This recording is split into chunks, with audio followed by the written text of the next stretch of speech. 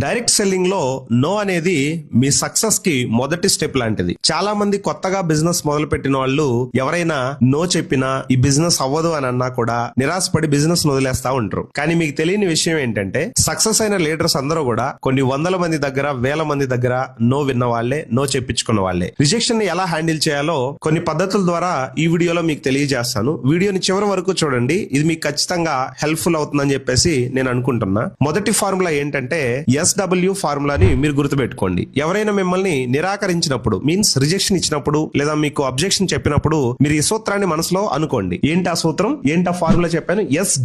SW అంటే someone will come, కొంతమంది ఖచ్చితంగా వస్తారు. సమ్ వాంట్ కమ్, కొంతమంది రారు. సో వాట్, అయితే ఏంటి? సమ్వన్ ఈజ్ వెయిటింగ్, నా కోసం ఎవరో ఒకరు ఎదురు చూస్తూ ఉంటారు. ఇలా ఈ 4 విషయాల్ని గుర్తుపెట్టుకోండి. SW ఫార్ములా ఏం చెప్తుందంటే కొంతమంది వస్తారు, కొంతమంది రారు. అయితే ఏంటి, మన కోసం ఇంకా ఎవరో కొంతమంది ఎదురు చూస్తా ఉంటారు. మీ పని కేవలం అవకాశం ఇవ్వడమే, ఎవరిని బలవంతం చేయటం కాదు. రెండోది, నో అంటే నెక్స్ట్ ఆపర్చునిటీ. ఒక వ్యక్తి వద్దు అన్నారంటే దాని అర్థం ఆయనకి ఆ బిజినెస్ ఇప్పుడు అవసరం లేదని లేదా అర్థం కాలేదని మాత్రమే. అది అతని యొక్క పర్సనల్ ఒపీనియన్. దాన్ని మీరు మీ పర్సనల్ ఫెయిల్యూర్ గా చూడకండి. అంటే నేను ఎవరికి చెప్తున్నా అందరూ నో చెప్తున్నారు అంటే నేను ఎవరికి ఇది చెప్పినా అందరూ ఇలానే చెప్తారేమో, ఇలా మీరు అనుకోకండి. మీ పర్సనల్ ఫెయిల్యూర్ గా మీరు తీసుకోకండి. ఉదాహరణకి సింపుల్ గా మాట్లాడాలంటే క్రికెట్ లో బ్యాట్స్మెన్ ప్రతి బాల్ కి 6 కొట్టలేడు, కానీ గ్రీజ్ లో నిలబడితే ఖచ్చితంగా అతను సెంచరీ కొట్టగలడు. మీరు కూడా బిజినెస్ లో నిలబడి పని చేసుకుంటూ వెళ్తే ఖచ్చితంగా మీరు కూడా సక్సెస్ఫుల్ అవుతారు. థర్డ్ పాయింట్ ఏంటంటే ఫీల్, ఫెల్ట్, ఫౌండ్ టెక్నిక్ ని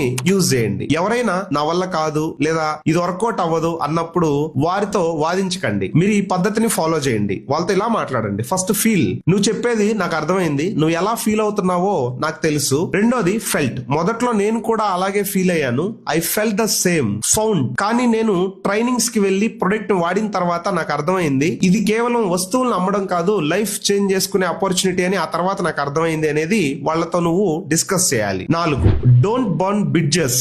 ఒకవేళ వాళ్ళు రానని మొండికేసినా గొడవ పడకండి. సరే ఫ్రెండ్, నీకు ఇప్పుడు ఇంట్రెస్ట్ లేకపోవచ్చు, కానీ భవిష్యత్తులో ఎప్పుడైనా నీకు ఎక్స్ట్రా ఇన్కమ్ సంపాదించాలనుకున్నా లేదా ఏదైనా ప్రొడక్ట్ కావాలనుకున్నా నన్ను అడగని చెప్పేసి నవ్వుతూ మీరు అతన్ని యాక్సెప్ట్ చేయాలి. నచ్చినట్లయితే లైక్ చేయండి. ఎవరైతే రిజెక్షన్స్ వస్తున్నాయి, అందరూ నో చెప్తున్నారు, ఎవరు ఈ బిజినెస్ స్టార్ట్ చేయట్లేదు, ఇలాంటివి మీకు చెప్తా ఉన్నారో అలాంటి మీ టీం మెంబర్ కి వీడియోని షేర్ చేయండి. Thank you.